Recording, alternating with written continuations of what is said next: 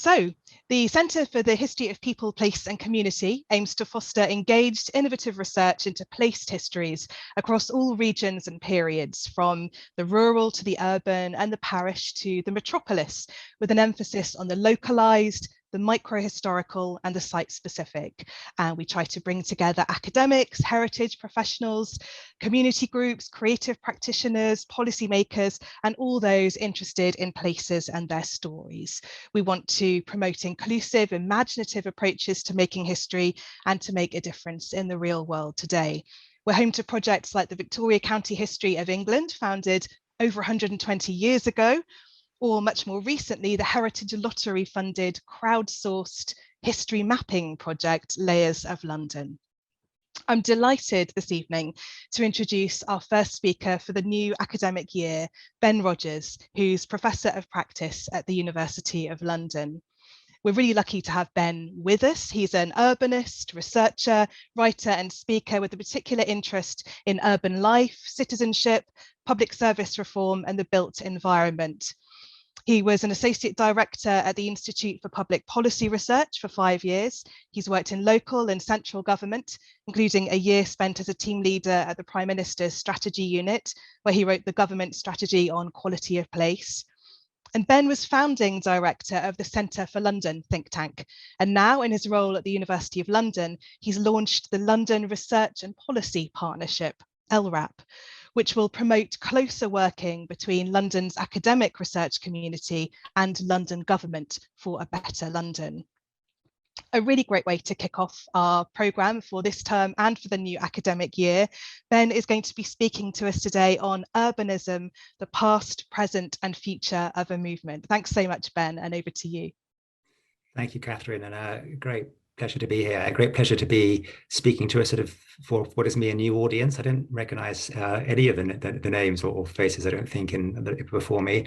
And also a great pleasure to be have a bit more time to sort of develop my case. I come from a think tank world where if you get 10 minutes on a platform, you're the guest speaker, and 3 minutes is quite normal to respond to something. So a great pleasure.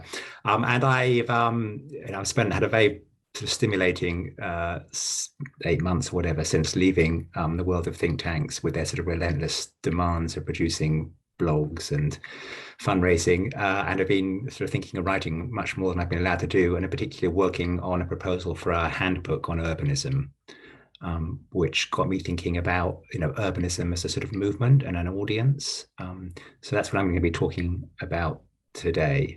And in fact, I'm now speaking to my colleagues at LSE Cities, because I'm part-time at University of London and part-time at LSE Cities, about doing some more events and perhaps a publication in which we sort of just look back at the way urbanism has developed over the last 20 or 30 years, and then invite people who've been involved in it to reflect and react to what I'm saying. So this is the sort of first go at that.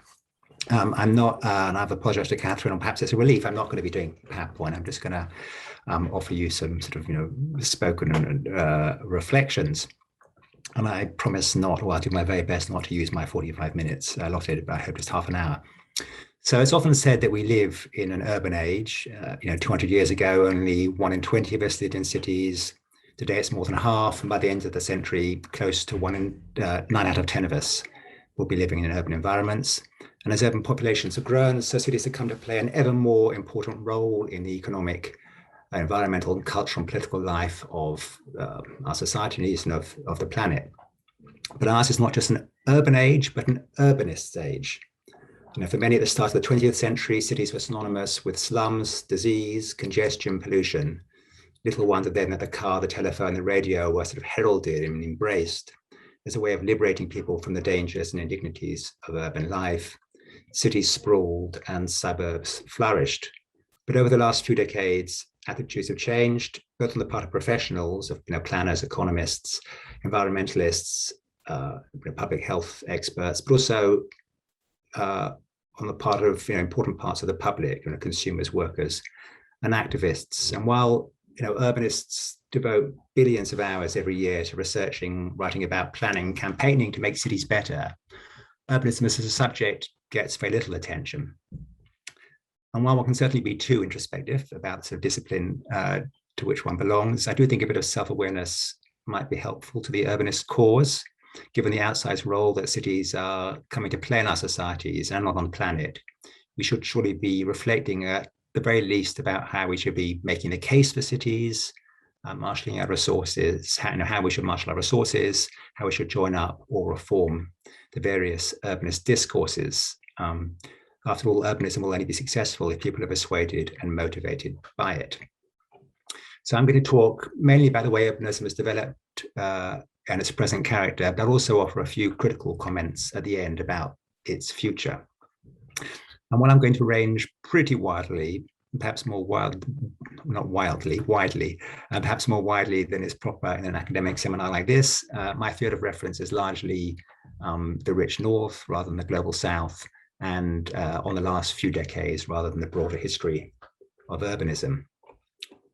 So cities have always been shaped by both centripetal forces pulling people in and centrifugal ones propelling them out. And this is a sort of simple but surprisingly powerful way, actually, of understanding cities. I mean, if cities are declining, shrinking, it's because the sort of centrifugal forces have sort of got stronger than the centripetal ones, and the other way around. And I think as a sort of policymaker or an urbanist, understanding those dynamics is a pretty good way of just thinking about and understanding and improving cities. But the Industrial Revolution transformed the play of these forces. And on the one hand, it released people from dependency on land and offered opportunities in fast expanding cities. The growth in cities was met in turn with new technologies like sewers, new approaches to planning and building, and new municipal and government services that made city living easier and enabled further population growth. But at the same time, the disadvantages of urban life, disease, pollution, overcrowding, and the developments of new transport and communications technologies pushed and pulled people to live outside cities. So already in the 19th century, we see a new phenomenon, large-scale suburban growth, aided and abetted by the railway line. And over the course of the 20th century, the sort of centrifugal anti-city forces got stronger and stronger. And this was enabled in part by further developments in transport and communications, mid-20th century technologies like the telephone, the record player, radio, television, all made suburban living that much easier. But the real game changer was the car. And I mean, this is a bit of an aside, but it's interesting. I was sort of looking recently at sort of sociological writings about the car. And I was struck that, a huge amount has been written about the impact of the radio, TV, record player, but much less seems to be written about the car. Yet it's hard to exaggerate its economic, social, environmental, cultural significance on the sort of 20th century, just transformed everything. In particular, sort of the rise of the motor vehicle really changed patterns of human settlement, enabling the transformation, I think largely for the worse, of cities and countryside, and the massive explosion in suburban living. But technological developments alone can't explain the sort of transformation we're talking about. It can't just be the advent of the car or the gramophone or the radio. It took sort of ideas, arguments, and policies. And two schools of thought proved particularly influential in empowering, the anti-city turn. First, the town and country planning or garden city movement of Ebenezer Howard, and second, of course, the architectural modernism associated above all with Le Corbusier, where the garden city movement was sort of communitarian in values and reformist in approach, and actually sort of very radical in its political economy. The architectural modernism finds its context, in the broader currents of avant-gardist social and cultural movements that swept Europe in the 1920s and 30s. And despite the fact that both of these movements, both the Garden City one and the modernist one, were sort of European in origin, the US was very much at the forefront of the sort of anti-city developments, and particularly perhaps no other country has loved the motor car as much. I mean, it's hard to think of another country that could have produced, the drive-in coffee shop or bank or movie theater, or a city with the sort of sex appeal of LA. But anti-city planning, triumphed pretty much everywhere during the sort of middle, decades of the 20th century, the sort of post-war decades in particular, and actually remains extraordinarily influential today. I mean, we've moved away from it in Europe, but if you go to other parts of the world, you just see how how sort of car-based and sort of modernist-based urban planning is still in many ways a sort of dominant form. But then cities began to bounce back, from the mid sort of, from the sort of late 80s. The term return to city was encouraged by that transition from industrial to service-based economies in the most advanced nations in the last decades of the 20th century. So the workplaces that powered the industrial economy depended largely on semi-skilled workers doing semi-automated tasks in large and often polluting factories, plants, and docks. And situating these in dispersed edge of town or out of town locations made sense. But the new service and knowledge economy, that we saw develop in the sort of late 80s, early 90s onwards, represented, for instance, in the rise of banking, computing, education, health, media, entertainment sectors, depended on these sort of highly networked organizations employing skilled and motivated workers with an ability to sort of learn and adapt as technologies and markets developed. And these sorts of businesses did best in cities. So the rise of the service economy also meant the re-urbanization of that economy. Again, while these changes in advanced economies were an important sort of background factor explaining the sort of urban renaissance, the urban revival would not have been possible without a change in professional and public attitudes and then a change in policies. So already in the 1950s, planners and architects and social scientists were beginning to worry about how to preserve and create pedestrian meeting spaces in the age of the car.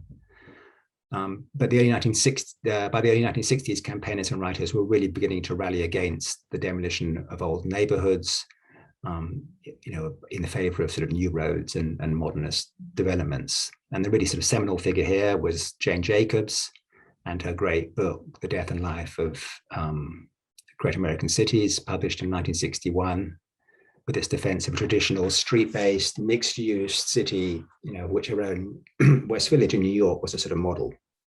And it's really interesting how, as you can tell, I'm a big Jane Jacobs sort of fan, but it's really interesting to sort of see, I think, how her sort of star has risen as the urbanism she advocated has become more prominent. I mean, I think it's now unthinkable that she would have been denied the Nobel Prize for economics in the way that she was. I still think they should give it to her, posthumously, but apparently they can't. I think it's unthinkable that she would feature, she does in Peter Hall's 1998 History of 20th Century Urban Planning, as something of a footnote, a case of the right message at the right time. I think his description of her book slightly sort of dismissive. And Jacobs and her book have given modern urbanism its sort of best story, almost this one really good story, the story of sort of Jane, the David figure, taking on the Goliath of Robert Moses, the head of New York Planning Authority, and winning, and we've now got sort of mini Jane Jacobs industry of books, films, conferences, walking trails, and the rest, But Jacobs was not the only thinker arguing for the merits of the traditional city at this time. You get the architect Robert Venturi, was also mounting a critique of modernist planning, and there were others. And then over the next few decades really from the sort of 70s, 80s, 90s, the pro-city movement gets stronger, fueled among other things by the sort of physical and social problems that came to afflict modernist developments, particularly sort of affordable housing developments, a growing appreciation among economists of the role of agglomeration in generating innovation. And it is true that traditionally economists had really paid very, very little attention to cities. It was only really in the sort of 80s and 90s that economists began to sort of get interested, study, write about agglomeration. The growing concern with environmental sustainability and in particular climate change. And I think most recently a sort of recognition of the role that green spaces, friendly streets and active transport can play in addressing obesity, depression and other modern health challenges. So all these sort of, all these different concerns, disciplines converge on a sort of, create some new pro-city urbanist agenda. And if in the 1970s, Western cities were on the back foot, by 2000, I mean, you'll be familiar with this, by 2000, many, not all, but many Western cities were in the throes of what was widely termed an urban renaissance. Crime was falling, populations rising, once derelict industrial districts were being repurposed for loft living and offices. City governments were investing in public transport, public space, culture and schools. Restaurants, cafes, and galleries were opening. And attitudes to urban life had undergone a pretty sort of fundamental revolution.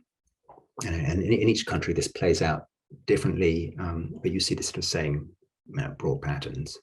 But what I want to do for the rest of this talk is just unpack this sort of movement, and this is it a movement? This attitude, this coalition of I suppose groups and movements that make up contemporary urbanism. And I'm going to distinguish particularly three main elements of recent and contemporary urbanism. So the first, which I've already said a bit about, is the rise of what I'm calling professional urbanism. That is, people who work on cities and try to make them better for a living, or perhaps better as a vocation. And you sort of see this everywhere. I mean, I think it's almost, perhaps if you're younger, you don't realize quite how sort of profound a shift it's been, but urban studies have become a very popular academic discipline. Students are studying cities and urbanization in a way that just wasn't really the case in the past. We've seen a proliferation of think tanks, research centers, philanthropic foundations, charities, and social enterprises devoted to promoting metropolitan agendas. Many engineering and architectural practices now boast of urbanism teams, senior partners, urbanism, chief urbanists, urban economists, and similar. And in a similar vein, a number of recruitment agencies now specialized in urbanist roles. And that's not surprising given the size of the market. So if you go onto LinkedIn, you'll see that 19,000 people describe themselves as urbanists. I'd love to know more about. I think there'd be a great little sort of paper to be done if we could get a LinkedIn to sort of work with us, just looking at the breakdown of these people. But again, I don't think I certainly remember when urbanist and urbanism was a sort of pretty unfamiliar, two unfamiliar terms, and they're now incredibly sort of widespread and sort of rather aspirational, rather sexy. And I think these professions have got a long way to go. I mean, climate change, the rise of non-contagious lifestyle diseases, productivity woes, and other things will mean that professional economists and environmentalists, planners, public health experts, and policymakers generally will continue to have a sort of a job, a future, trying to make cities better. So that's one sort of current of urbanist. That's one element of the broad urbanist movement, and the second one is what I'm going to call, for want of something better, sort of lifestyle urbanism. So the professionals are like the sort of officer class, or perhaps the sort of Gramscian intellectuals. They're doing the thinking and living urbanism in a pretty reflexive way.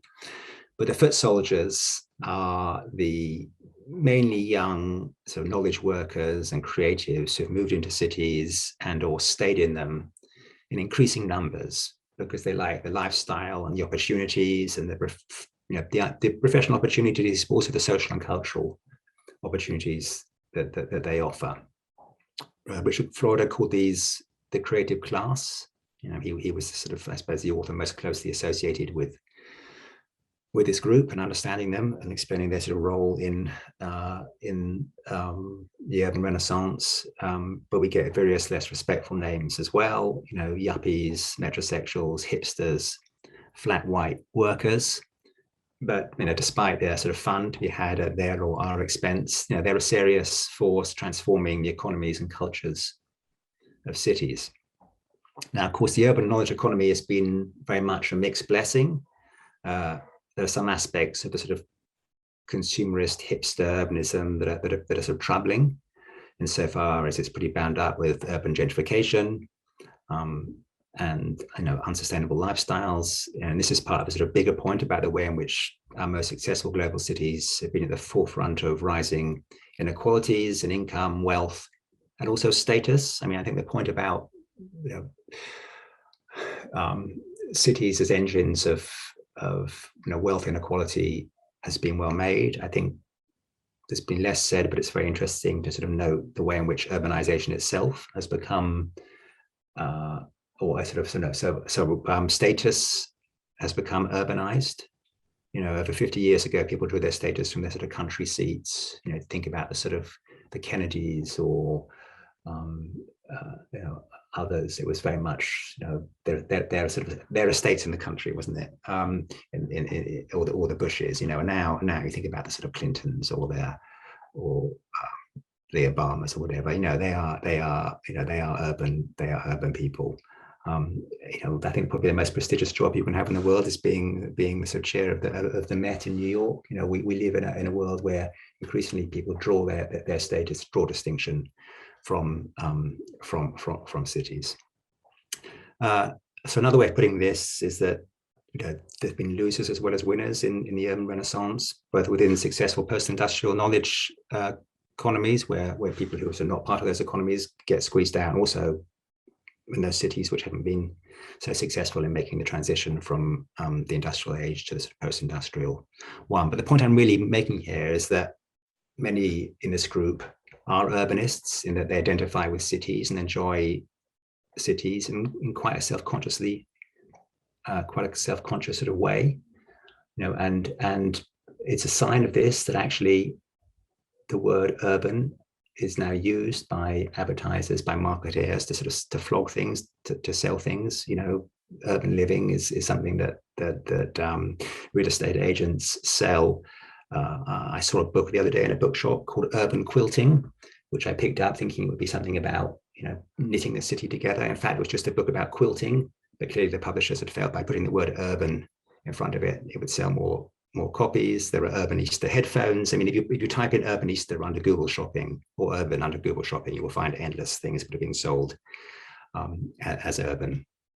And these sort of hipsters, these flat white workers, have done a lot to add to the social life of cities, you know, to the new conviviality that is quite a marked feature of the most successful city centres and more affluent suburbs.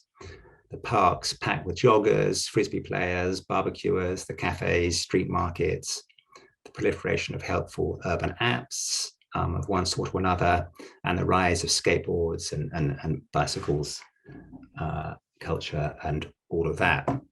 So this is a sort of, you know, this is a real thing. I sort of see it in my kids, both brought up in London, who are sort of you know, both the boys, mad skateboarders, spend the days out, you know, in the city. They're not professional urbanists, but they're sort of urbanists in terms of their sort of lifestyle, in the way that I wasn't, though I grew up in London as well.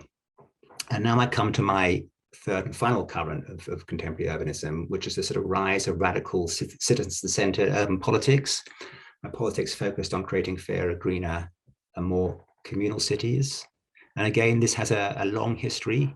You can see someone like Jane Jacobs very much as part of this tradition. I think they're one of the fascinating things about Jacobs is the way that she actually stands at the beginning almost of was a sort of important point in all three of these sorts of urbanism. I'm talking about professional sort of lifestyle and activists. But this activism has certainly gained momentum with time, enabled in part, I guess, by the internet. So planning, housing, and regeneration has become a sort of major focus of, you know, activists, you know, radical politics. You know, much of this activism is pretty reactive, and some of it is quite NIMBY. I mean, it's about, you know, getting involved, stopping development in your neighborhood. But some of it finds a more positive expression in neighborhood planning movements, community housing initiatives, and campaigns for rent reform and more affordable housing. And then a sort of great deal of this activism is focused on the public realm, to the point where I think you can talk about a new politics of the public realm that's emerged, particularly in the last 10 years. And I'll just point to sort of three facets of this. And this is getting towards the end of my sort of presentation. So the first is the politics concerned with the sort of freedom, equality, and citizenship in the public sphere. So I think Black Lives Matter, the Black Lives Matter protests are very much a sort of case in point. I mean, obviously these were not just about racism in the public realm. They were about racism in general, but they were importantly about racism in the public realm. You know, they were sparked by the terrible death of George Floyd, which was, you know, took place in the city, in the public. And it's significant that so much of the sort of reaction against it, so much of the Black Lives Matter movement, was lived out in public demonstration, in public vigils, and so on. I think it's also significant that then it evolved or got allied with a movement to decolonize public space and take down slaver statues. And then there's a sort of feminist version of this as well, which we do particularly well to remember, this week with the murder of Sabina Nessa, and then the verdict today on the Sarah Everard case. So sort of one aspect of the sort of new politics of public space is about, as I say, sort of equality, safety, liberty in the public realm. The second is about against the privatization of public space. Again, this has a long history, but it's gained momentum in recent years. An interesting case study comes from Toronto, where Alphabet, the parent company of Google, bought a large chunk of the waterfront with the idea of using it as a sort of prototype to develop smart city technology. They were supported by the city government, but a very intense activist campaign led them, I think it was last year, to abandon the site. And this is now something that developers have to take seriously, because there was real concern in Toronto about not just the privatization of public space, but in the way in which Google was proposing to use the data that passers-by, workers, and others were generating. So, and the third, and in some ways, I guess, the most significant of this new politics of public space, is the movement to reclaim the city from the car and create greener, healthier, and more sociable public realm. And again, this is real world stuff. take the success of green parties across Europe. Green parties have become a real force in urban politics. In last year's elections, French municipal elections, Les Verts won Marseille, Lyon, Bordeaux, Grenoble, and Strasbourg, as well as mid-sized cities like Tours, Besançon, Annecy, Poitiers. The mayor of Paris, Anne Hidalgo, was re-elected. She's a socialist, but she ran on a green platform and with Green Party support. And while the Greens are campaigning for lots of things, the green urban agenda is a broad one. The keystone is the rolling back of the tyranny of the car and creating, new sorts of public space or spaces in common. And all three of these sort of different facets of the politics of public realm and of activism, urban activism more generally, sort of come together in urban mayoral manifestos. And again, we think of someone like Anne Hidalgo in Paris, or Ada Colau in Barcelona, campaigning on a sort of very, very sort of almost Republican urban platform about holding the city in common, developing shared spaces, and it's a sort of distinct, I think, sort of activist, citizen-centered urbanist movement or current. So I've distinguished three facets of urbanism: the professional, the lifestyle, and the activist, and there are tensions, but I think there are also lots of ways in which they are allies. And I wrote this as sort of when I was sort of sketching out my handbook. So I'm just going to read it out. So who are these urbanists?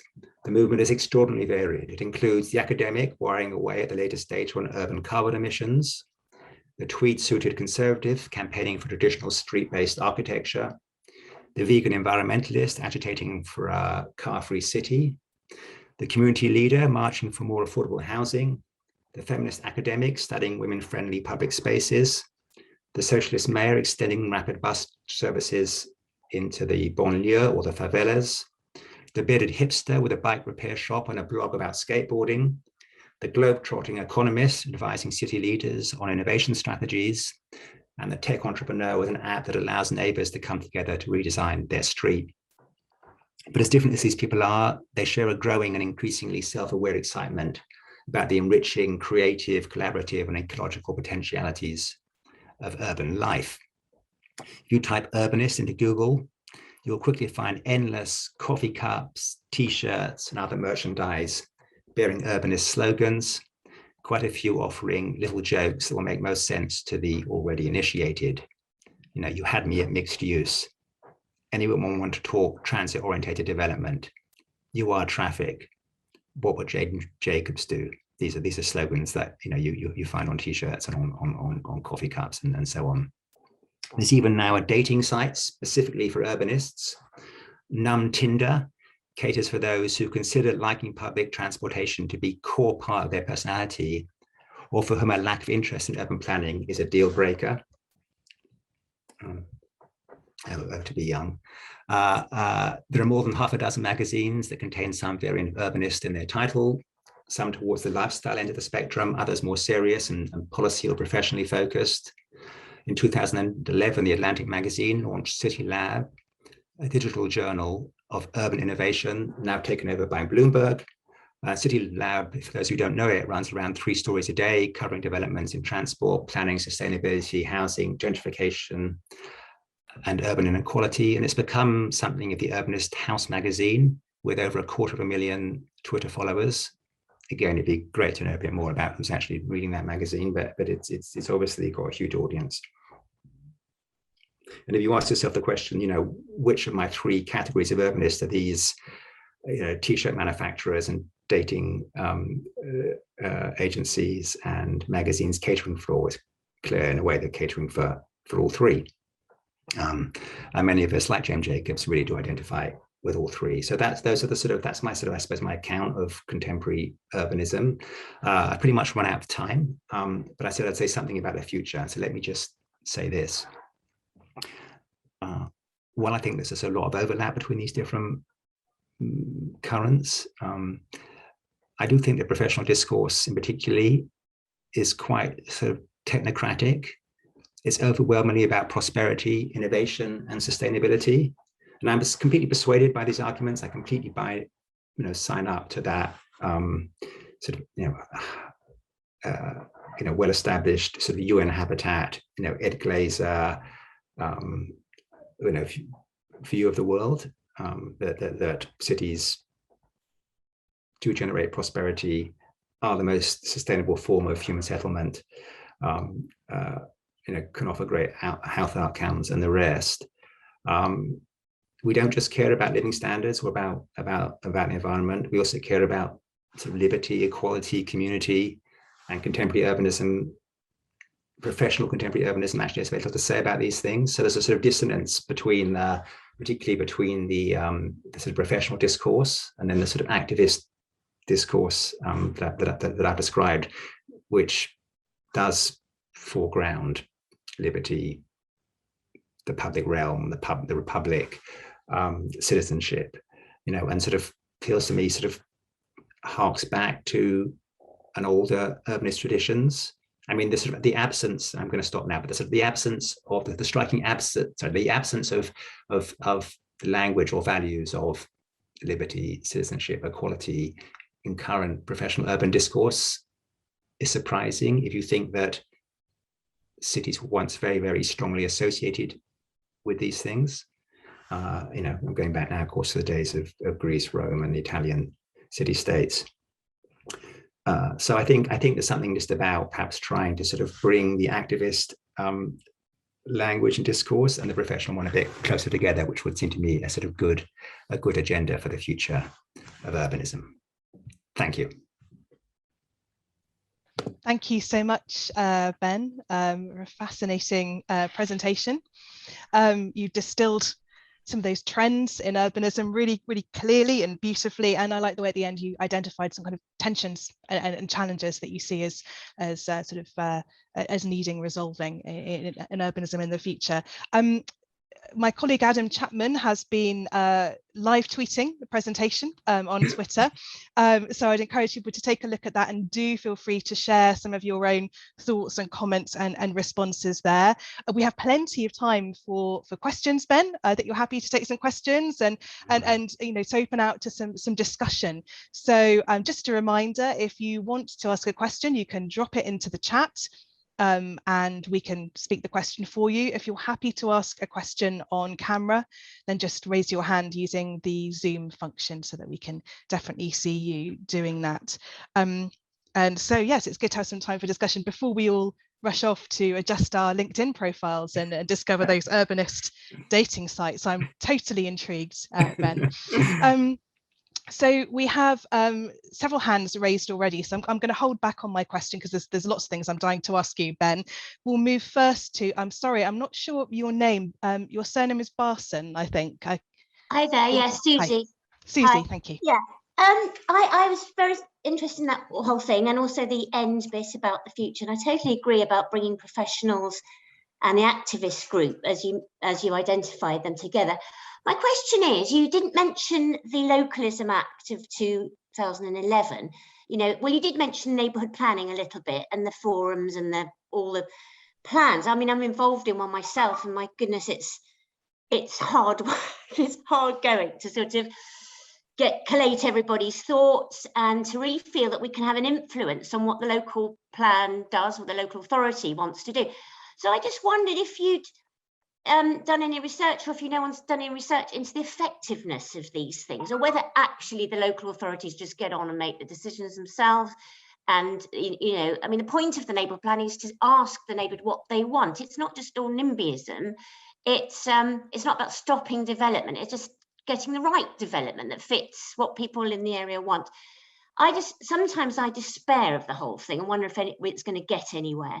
But I wonder what your view is. Don't despair, Susie, because I think you're doing God's work. And I think my understanding is, I haven't looked at this in great depth, but I've sort of seen reports, that it's getting purchase. There's some evidence that actually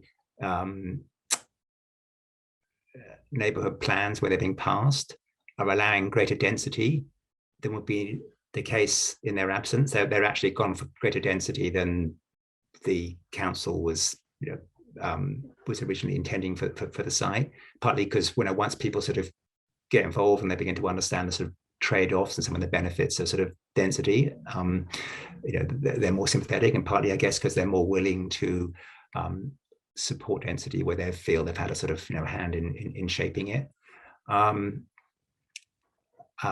And in lots of ways, the sort of the new planning white paper of about a year ago, produced following the sort of Scruton report, what was it, Building Better Beautiful, sort of builds on that. And actually I mean, it's interesting because I suppose one of this is a sort of conservative or sort of right-wing version of urbanism. And it's very much about putting voters and residents in control of local development, using citizen developed design codes. I'm supportive. I mean, I'm okay. Supportive of it. That's encouraging. Okay, thank you. Cheers. Thanks very much, Susie. Thanks, Ben. It's lovely to see a question from Justin Colson. So Justin's currently at the University of Essex, but Justin's going to be joining our Centre for the History of People, Place and Community team from January as our new senior lecturer in urban and digital history. So hi, Justin, lovely to see you. What's your question for Ben? Thanks, Catherine. And thanks, Ben. I really enjoyed a very thought-provoking paper. I'm a late medievalist, early modernist, and I was thinking about all kinds of sort of parallels and connections, and Christopher Wren as a professional urbanist, for example. But the thing that really got me thinking was the kind of connections between your comments on innovation, lifestyle, urbanism, new conviviality, those kind of things. The connections between them, and well, it's got me thinking of perhaps Peter Rees' kind of famous comments about cities and sex and those kind of things being another element to that. But also think about age and life cycle being an important element to urbanism. And perhaps the times you were talking about as sort of urban renaissances, or perhaps are they, to me, they seem maybe times of economic innovation that brings more opportunity to more younger people perhaps I'm being overly optimistic in looking at it that way. But yeah, interested in your thoughts on urbanism. Well, I mean, and life cycle. it is definitely the case that there's a pattern certainly throughout the West, whereby younger people at the beginning of their careers move to cities because of the sort of networking opportunities that they meet, and some of that is about the professional networks, contacts, and some of that is about the social ones, and cities are basically great big sort of dating platforms, amongst other things, and you move to the city, you find a mate, and then the broad pattern is there are many people move out and bring up their children outside the city, and then their kids move in, and that gives cities a sort of a younger age profile than the rest of the country. What was I going to say? But there is also a phenomenon of sort of empty nesters sort of moving back into cities. I mean, what I didn't touch on, which is a sort of massive subject in itself, and again, one which I don't think has been explored very much, would make a great subject for a sort of book, is just the sort of interconnection between the city and the digital sort of revolution, or the city and the internet. I mean, so there was, one obvious point is that originally, at the outset of the internet, and everyone was most people predicting that this would represent the death of the city. The death of, there was a book called The Death of Distance, and Alvin Toffler and others were talking about everybody sort of, everyone would just be sort of, sitting in their country cabin, connecting remotely. It didn't work that way at all. And it can't be a coincidence, I think, that the sort of urban renaissance went hand in hand with the sort of digital revolution. I think one reason for that might be actually cities they're hard places to navigate, right? I mean, you're just, they're to remember the A to Z that we used to carry around, looking at trying to work out how to get around. It's hard to meet people in cities. They're sort of very anonymous places. The internet's made all of that hugely easier. So it's actually, in some ways, advantaged city living in a way that sort of people weren't expecting. When we now sort of, we'll walk around with our phones with apps. I mean, I've got a whole, file of apps which just make it easier to live in the city, easier to order food, easier to hail a cab, easier to find bike routes, easier to find fellow urbanists if you're looking for a date. So that's one really. I mean, that's one interesting thing. I think the other interesting thing is the way in which, so the sort of whole smart city movement, right? It's all about how cities have got to learn from technology, and we've got to remodel cities in terms of modern digital technology. But actually, something more sort of subtle has also gone on, which is, to an extent, the sort of city, the traditional city, has provided also a model or way of thinking about the internet. I'm having a conversation with somebody who was sort of there at the beginning, talking about the way in which, in the sort of, in the 80s, was it the 90s? The 90s, I guess, when it really took off, the internet, people were struggling to work out what this thing was and to describe it. I mean, you're too young to remember, but there was lots of talk about the information superhighway. Very, very, very much a sort of image of its time. Or there was talk about a sort of libraries, digital libraries. So the internet was just like a digital library. And then people began to talk about, I'm thinking about Stephen Johnson here in particular, began to talk about the internet as a city, which would have private places, it would have workplaces, it would have public places. That was quite a powerful, I think a lot of us began to sort of think about that. Unfortunately, it hasn't developed like that. And that actually the public places on the internet are sort of perilously few. I mean, there's Wikipedia and that's about it. It's almost all sort of privatized. But even as we say that, and we think about what's wrong with the internet, the way it's gone wrong, what we're thinking about, what the critical framework which allows us to get sort of purchase on the internet and think about how we want it to be, is an urban one. That's really interesting, Ben. Thank you. And I was reflecting on smart cities in the context of what you were saying about the public realm as well, and the new politics of the public realm. Because if this is kind of a comment and a question as well, I think, you know, if we're thinking about smart cities as these kind of networked digital spaces where there are kind of virtual and digital dimensions to the public realm as well as the material, that really kind of does that force us to, is a question I suppose, does it force us to think in new ways about that, you know, in terms of public space within the city and private space or commons, or, you know, you talked about those tensions between liberty and control and the corporate. Is there going to be a whole new kind of layer of those kind of contestations as smart cities become more fully realized in our places? And do you see that as a positive? Do you see that in terms of opportunity, or do you foresee kind of challenges there? Because it seems a very radical way of rethinking what it means to be in the public realm and what the environment of a city is and what urbanism is. I mean, well, I mean, the smart city, you know, agenda was largely developed by people like IBM, and it was pretty tone deaf, and as a result, it wasn't, I mean, perhaps fortunately, wasn't very effective, because a lot of it was about, you know, it was a rather slightly sort of cold, unempathetic sort of vision of, you know, of a sort of, it's all about efficiency.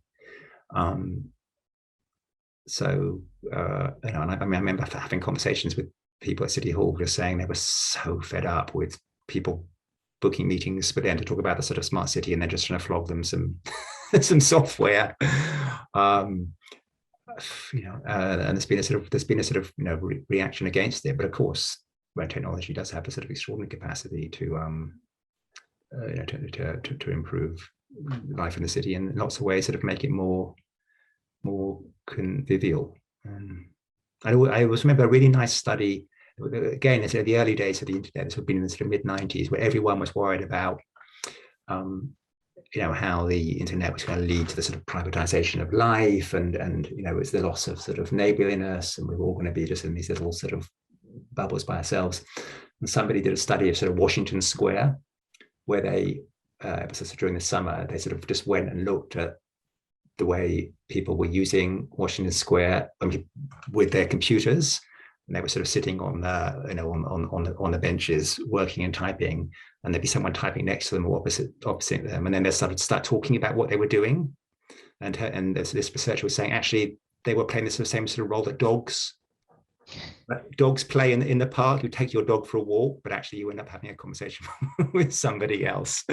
So does that mean, so, you know, they're just sort of hugely different, I suppose what I'm saying is it's just sort of hugely different models of the way in which technology can sort of play out in the city. And clearly we need to sort of, you know, we want a sort of Republican, you know, I think we want a sort of, you know, Republican model where the sort of, you know, the decisions about the way technologies worked are owned by the public, you know, and it's about sort of getting citizens involved upstream in these things and making those really fundamental, you know, early strategic decisions, and not too late. Yeah, thank you, Ben. We've got a couple of other questions lined up. So first from my colleague Matt Bristow, I'll hand over to you, Matt.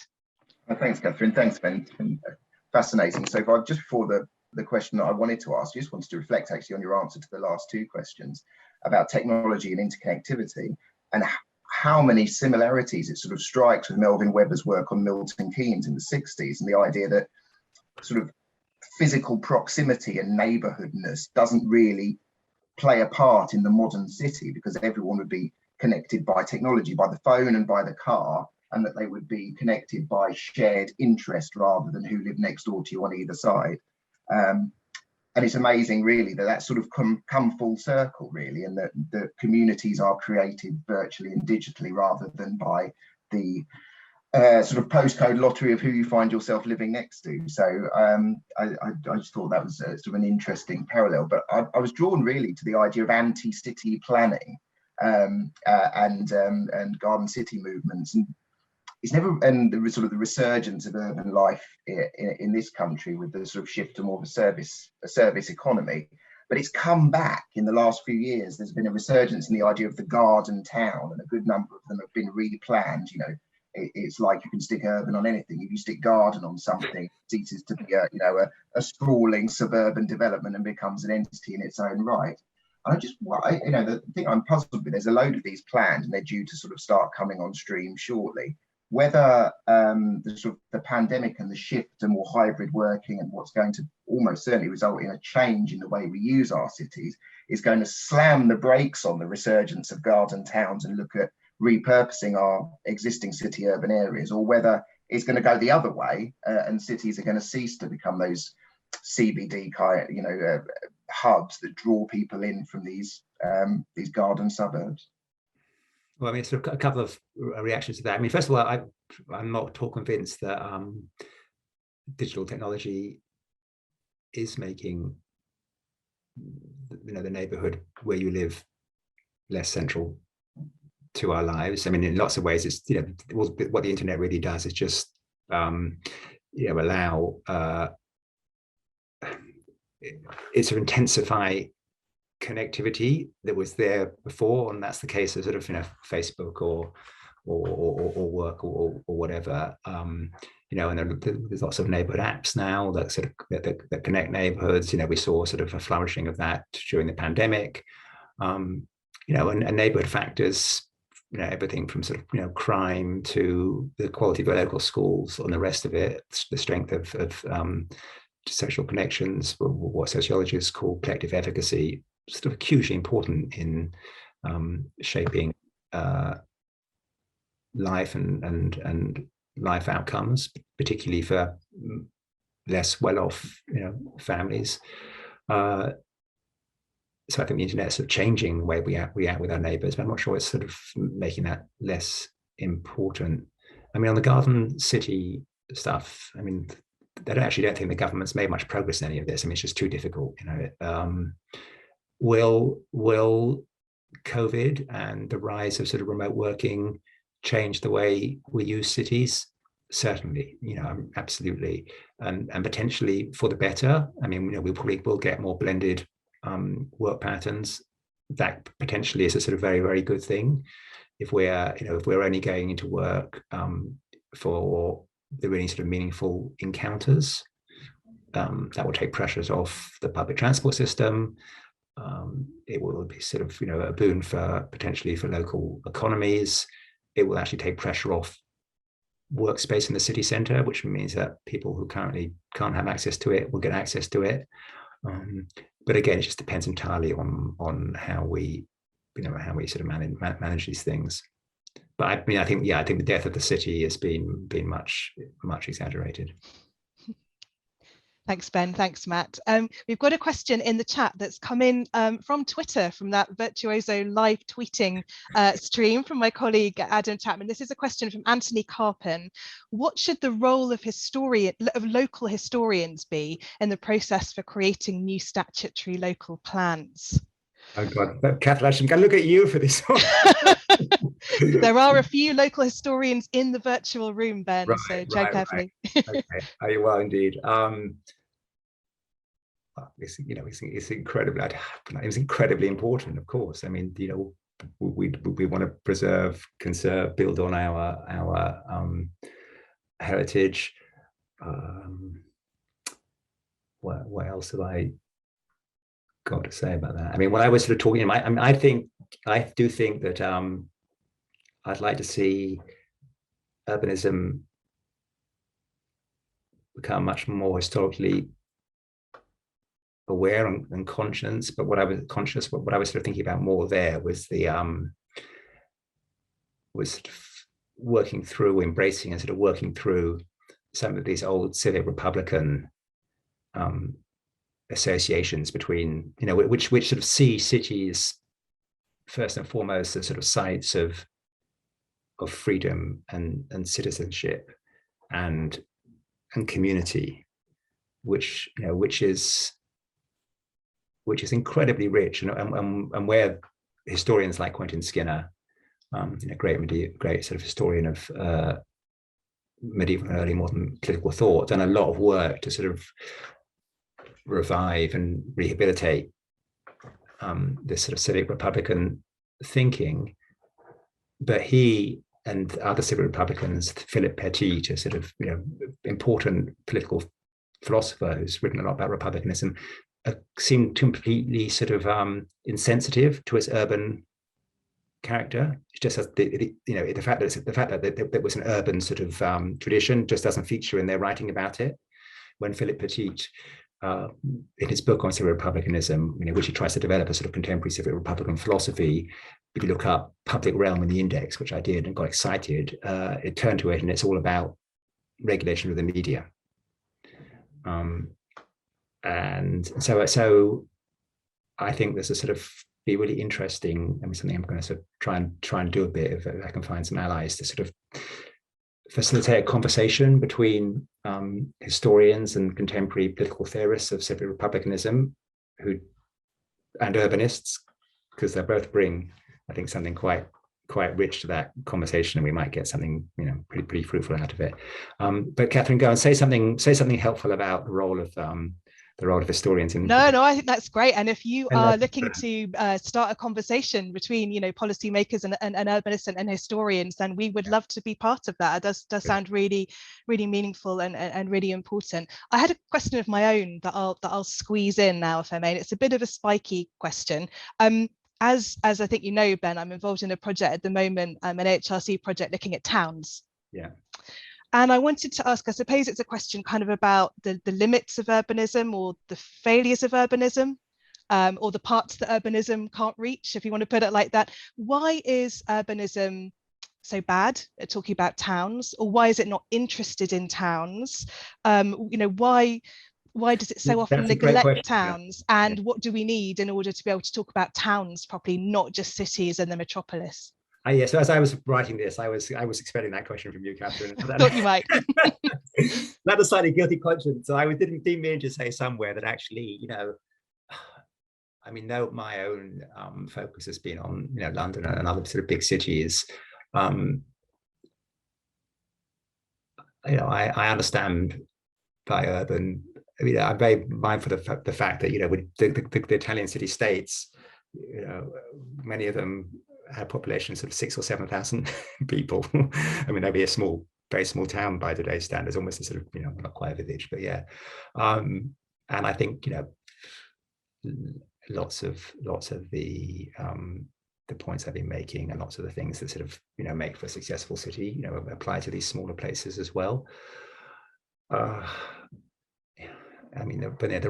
there are pretty deep economic forces that I think, can make it hard for some cities and some towns, to flourish. But I also don't think that national policy has done a great job of serving those places. And I am sort of, I've become sort of more critical of sort of big city sort of boosterism. I've definitely done it myself through much of my career, but I recognize it's landing very badly. And I'm definitely getting interested in, the potential for sort of less city-centric, less radial. We've pursued a very, very sort of planners and architects and others, urbanists, have sort of talked about the polycentric city and polycentric sort of city regions, where many of those sort of nodes actually might be sort of, really might be towns. But the model that we've actually pursued has been very, very monocentric, sort of radial. You only have to look at the sort of London skyline to understand that, or the way that we've sort of, developed London's transport infrastructure. It's just all about bringing people in.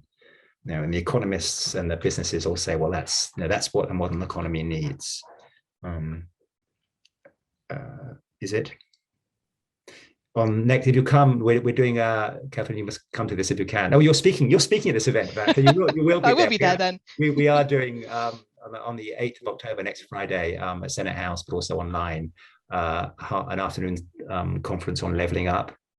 And we've got John Tomany and his colleague, whose name suddenly escaped me, but will come back to me in a second, sort of making a case against sort of big city sort of biases of government policy. Okay, great. I look forward to it. And indeed, at that event, I will be talking about London as a collection of towns, which of course it is in so many ways. That's great. We will wait to see, won't we, what kind of impact policies like, the Towns Fund and Levelling Up have on those relationships between, cities and towns and places within their regions in the future. Thank you. I can see in the chat that I think it was Susie, wasn't it, has given a much better answer to your question about what local historians can offer, which I totally dodged. They can help with area character studies, they listed buildings, do walks, inform residents and council officers about the history and character of the local area. Brilliant answer, Susie. And actually, some of you may be interested to know that our next Centre for the History of People, Place and Community seminar, which is on the 27th of October, you'll hear from two of our recent interns from the centre who've been doing very much those kind of projects on mapping Jewish histories within London and plotting historical walks through a number of different towns and cities in England. So I'm just looking around to see if there are any further hands going up or questions coming in. I expect we're all looking forward to an evening's urban quilting at this point and a glass of wine. We've worked Ben very hard, particularly as he's used to those kind of impactful soundbite rich 10-minute presentation. So this has been like a marathon for you, Ben, but it's been a hugely rich paper, and I think it will have sparked kind of questions for so many of us here. I think probably people in the room from all kinds of different disciplinary angles and professional backgrounds. So thank you so much for that, and I'm sure the conversation will continue on Twitter as well. So thank you again, Ben, for speaking to us today.